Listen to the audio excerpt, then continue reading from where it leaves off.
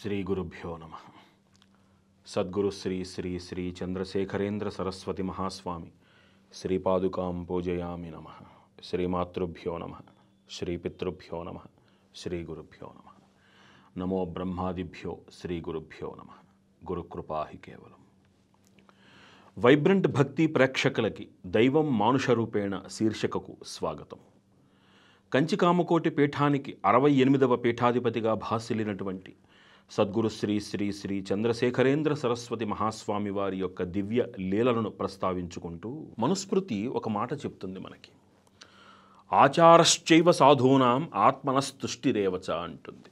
అంటే మనం చేసేటువంటి ఈ ఆచార సంప్రదాయాలు, మనం పాటించేటువంటి ఈ ఆచార సంప్రదాయాలన్నీ కూడా ఆత్మానందానికి, మనస్సుకి అవసరమైనటువంటి చిత్త సంస్కారాన్ని ప్రసాదించి సంస్కార ధర్మాలకి అవి హేతు అవుతాయి, బీజాన్ని వేస్తాయి అని మనకి మనుశాస్త్రం చెప్తుంది, మనుధర్మం చెప్తుంది.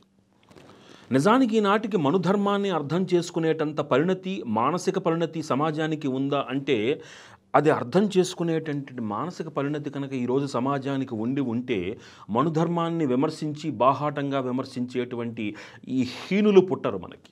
ఎక్కడో విదేశం నుంచి అరువు తెచ్చుకున్నటువంటి చిత్తు పుస్తకాలని అవే ప్రమాణంగా భావించి అన్ని చోట్ల అరుపులు కేకలతోటి పెట్టేటువంటి వాళ్ళకి మనుధర్మ సారం అర్థం అవ్వాలంటే 100 జన్మలు ఎత్తాలి వాళ్ళు. కేవలము తర్జుమా చెయ్యడాన్ని, లేకపోతే భావాన్ని ప్రకటించడానికి దాని ఇంగ్లీష్ మీనింగ్ని తెలుగులోకి మార్చినట్టు సంస్కృత భావాన్ని తెలుగులోకి మార్చటము ఇది కాదు. ధర్మశాస్త్రాన్ని అర్థం చేసుకునేటువంటి నేపథ్యం. ఒక న్యాయ పరిశీలన చేస్తున్నటువంటి, లేకపోతే ఒక న్యాయవాది ఆ తీర్పుని ఎలా దానిని వాళ్ళు ఇంటర్ప్రెట్ చేస్తారు అనే దాని మీద ఎన్నో విధాములైనటువంటి బయటికి వస్తాయి విషయాలు, కొత్త నూతన విషయాలు బయటికి వస్తాయి. ఇంటర్ప్రిటేషన్ ఇంపార్టెంట్, తర్జుమా కాదు ఇక్కడ ఇంపార్టెంట్. అది అర్థం చేసుకునేటంత తెలివితేటలు ఆ మ్లేచ్చులకి వీళ్ళందరికీ ఎక్కడుంటుంది? ఈ కుహనా మేధావులకి వీళ్ళందరికీ ఏంటంటే అరువు తెచ్చుకున్న విదేశీ పుస్తకాలు వీళ్ళకి ప్రమాణంగా భావించి అవి వాళ్ళు ఏదో వాళ్ళదే మేధావిత్వం అనుకుంటారు. ఏదో కూర్చుని మైకుల ముందు వాళ్ళని ఎవరు ప్రమోట్ చెయ్యరు పాపం. కాబట్టి వాళ్ళు వెతుక్కుంటారు, వేదికలను వెతుక్కుని అక్కడ ఈ కేకలు అరుపులు పెడతాడు, వినేవాడు ఎవడు ఉండడు అక్కడ. మనుధర్మాన్ని అర్థం చేసుకోవాలి అంటే అది మన జీవన సారానికి ఏ విధమైనటువంటి ప్రాతిపదికను వేస్తోందో తెలుసుకుంటే అద్భుతమైనటువంటి ఒక ధర్మశాస్త్రం ఎన్ని యుగాల పాటు అది నడిచింది, ఎవరికి ఏ విధమైనటువంటి ఖేదాన్ని కలిగించకుండా. విదేశీ కుక్కల యొక్క మోజులో పడి మన ధర్మాన్ని అవమానించాలనుకునేటువంటి వాళ్ళకి అరువు బతుకుల మీద అటువంటి ఆ డబ్బుల కోసం కక్కుర్తుపడేటువంటి వాళ్ళకి ఇంతకన్నా తెలివితేటలు ఎక్కడుంటాయి? ఆలోచించి జాగ్రత్తగా గమనిస్తే. ఎందుకంటే మన ధర్మాన్ని మన దేశంలో మనం విమర్శిస్తున్నాము, ఆ విదేశీ పుస్తకాలను మెచ్చుకుంటున్నాము అంటే మన దేశంలో ఉన్నటువంటి ఈ దేశభక్తి ఎక్కడికి పోయింది? కొన్ని వీడియోలు చూస్తున్నాం మనం జాగ్రత్తగా గమనిస్తే. విదేశీయులు నెగ్గాలని, మనవాళ్ళు ఓడిపోవాలని ఇలాంటి మ్లేచ్చులు మనకి తిరుగుతున్నారు మన చుట్టుపక్కల. ధర్మస్థాపనకి అవసరమైనటువంటిది ఆచార సాంప్రదాయములు. అవే ఈ భారతదేశానికి వెన్నెముక. అందుకనే ఈ దేశము కర్మభూమిగా భాసిల్లుతున్నది. కొత్త కొత్త నాగరికతలతోటి మన దేశాన్ని పంకిలం చేస్తున్న వాళ్ళకి వారు చేస్తున్న తప్పు అర్థమై పశ్చాత్తాపపడేటువంటి రోజు వస్తుంది, గుర్తుపెట్టుకోవాలి. ఎవరైనా ఒక కుటుంబంలో ఒక ఆచార సాంప్రదాయాన్ని విస్మరిస్తే లేదా సాంప్రదాయాన్ని మరిచిపోతే ఆ పాపము కానీ లేకపోతే దాని యొక్క ప్రభావము కానీ తర్వాత తరాల మీద విశేషంగా ఉంటుంది అని మనం గ్రహించాలి. అందుకనే విదేశీ పర్యటన, విదేశీ ఉద్యోగం అనేటువంటి మోజులో కొంతమంది చేసినటువంటి కొన్ని రకాలైన తప్పిదాలకి సమాజంలో 2 తరాలు పూర్తిగా దాని ప్రభావం మీద పడి అనాచారం ప్రబలిపోయింది, అతి తెలివి పెరిగిపోయింది. ప్రశ్న వితండంలో నుంచి పుట్టవచ్చు, జిజ్ఞాసులో నుంచి పుట్టవచ్చు. జిజ్ఞాసులో నుంచి పుట్టినటువంటి ప్రశ్న సమాజాన్ని దిశానిర్దేశం చేస్తుంది. వితండవాదంతో పుట్టినటువంటి ప్రశ్న కూతుర్ని కూడా పెళ్లి చేసుకోవచ్చనేటువంటి ఒక నీచుణ్ణి సమాజానికి అందిస్తుంది, ఒక దౌర్భాగ్యుణ్ణి సమాజానికి అందిస్తుంది. వారిని కూడా దైవంగా కొలిచేటువంటి మ్లేచ్చులని, హేయులని సమాజానికి అందిస్తుంది, గుర్తుపెట్టుకోవాలి. అందుకనే ఆచార సాంప్రదాయాల విషయంలో ఏ విధమైనటువంటి ఆక్షేపణ కానీ ఉపేక్ష కానీ పనికిరాదు. అందుకని ఆచారానికి అంతటి ప్రాధాన్యతనిచ్చారు మన పూర్వీకులు. నువ్వు తిన్నా తినకపోయినా సరే నీ యొక్క కర్మని ఆచరించాలి. ఆ కర్మ నిన్ను నిబద్ధుణ్ణి చేస్తుంది. సనాతన ధర్మం యొక్క గొప్పతనం ఏమిటి అంటే అనేకత్వం నుంచి ఏకత్వానికి చేసేటువంటి ఒక విశిష్టమైనటువంటి ప్రయాణం. ఉదాహరణకి ఒక ఉల్లిపాయను తీసుకోండి. ఒక్కొక్క పొరని ఒలుచుకుంటూ వెళ్ళండి. లోపలికి వెళితే ఏముంటుంది? ఏమీ ఉండదు, శూన్యం. అలా మనల్ని కమ్మినటువంటి కొన్ని పొరలు. ఈ కొన్ని పొరలు ఏమిటి అంటే దుస్సాంగత్యాలు. ముఖ్యంగా సమాజంలో దుస్సాంగత్యం ఎలా ఉన్నది అంటే నమ్మక ద్రోహంతో ఉన్నది. అవసరానికి మనుషుల్ని వాడుకునేటువంటి నమ్మక ద్రోహులతోటి సమాజము నిండిపోయింది. వాళ్ళు గురువులను కూడా వాడేసుకుంటారు, గురు శబ్దాన్ని కూడా వాడేసుకుంటారు. మానసికమైనటువంటి శారీరకమైనటువంటి అవసరాల కోసమని సమాజంలో నడుస్తున్నటువంటి కొన్ని రకములైన జీవన విధానాలు, వీటిని కోర్టులు కూడా సమర్థించటము కొంత బాధాకరమైనటువంటి విషయం. నిబద్ధత కోల్పోయినటువంటి, నియమం కోల్పోయినటువంటి ఆ అభిచారికత, వ్యభిచారికత, ఇది రెండవది. ఇక మూడవది మనలో ఉండేటువంటి ఆకర్షణలు. ఈ దైనందిన జీవితమే పరమార్థం అనుకునేటువంటి పారమార్థిక జీవితాన్ని మనం విస్మరించేటువంటి ప్రమాదము. ఇలా ఒక్కొక్క పొరని తొలగించుకోవాలి అంటే మళ్ళీ మనకి ఆధ్యాత్మికత ఒక్కటే మార్గం అన్న నిజాన్ని మనం గ్రహించాలి.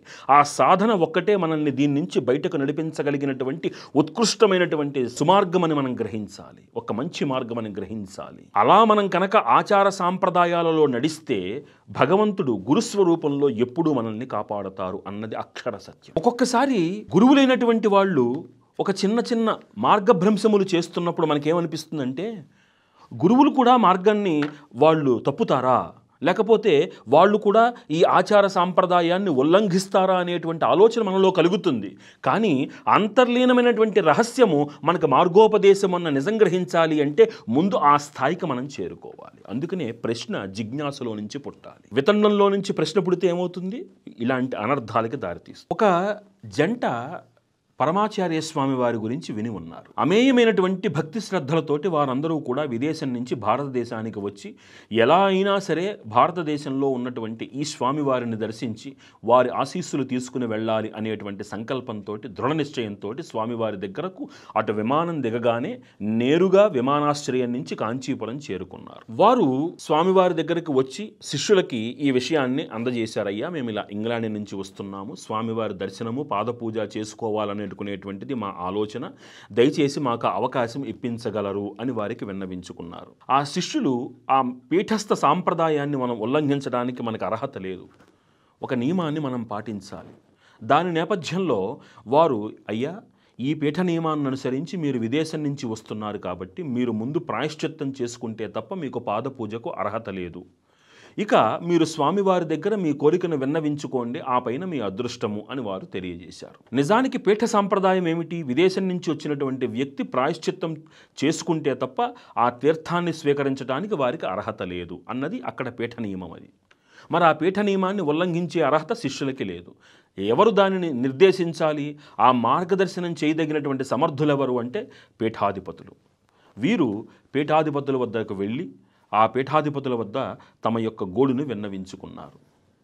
చాలా ఆలోచించారు స్వామివారు. మఠంలో చిరకాలంగా ఉన్నటువంటి ఈ సాంప్రదాయాన్ని ఎలా దీనిని సరిచేసి ఈ వచ్చినటువంటి ఈ భక్తులకి మనం కోరిక నెరవేర్చవచ్చు అన్నటువంటిది వారి ఆలోచన. ఇక్కడ గమనించాల్సిన విషయం ఏమిటి అంటే, సరే విమానాశ్రయం నుంచి నేరుగా ఇంటికి వెళ్ళి శుచి స్నానం అది చేసి అప్పుడు రావచ్చు, అప్పుడు దర్శించుకోవచ్చు. కానీ ఈ భక్తులు అట్లా చెయ్యాల.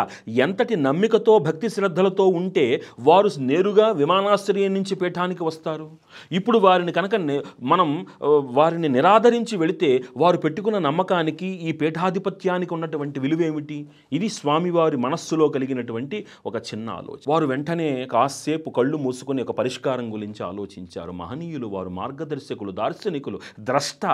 అలాంటి వారి యొక్క అద్భుతమైనటువంటి మనోఫలకం నుంచి ఒక ఆలోచన జనించింది.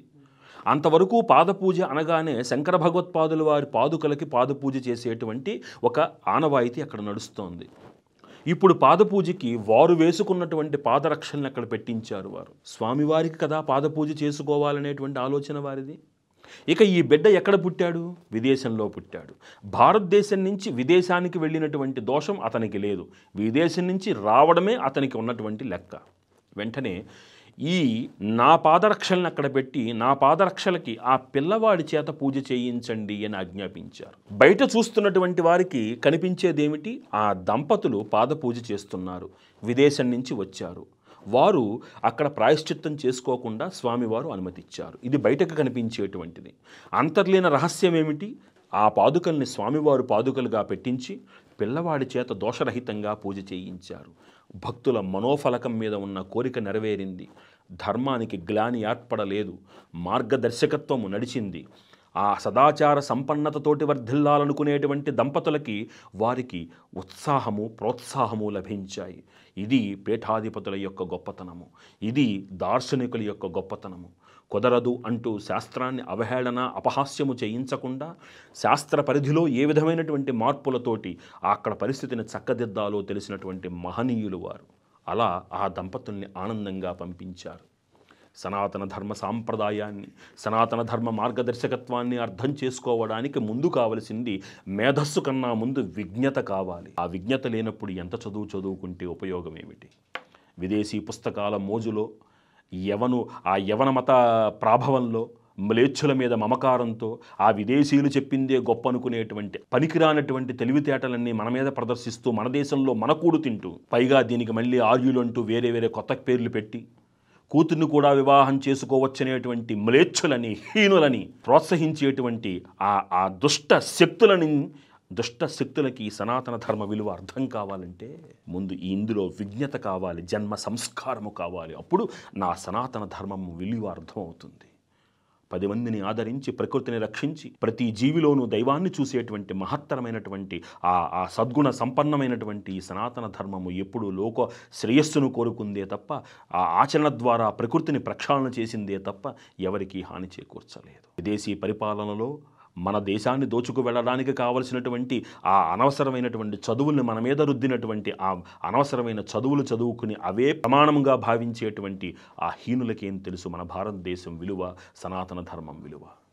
ఇలాంటి సనాతన ధర్మ విలువ వారి అర్థము కావాలి అంటే ఆచార సాంప్రదాయాలను నిష్టగా ఆచరించేటువంటి వారిని చూసి మనం నేర్చుకోవలసింది ఎంతైనా ఉన్నది.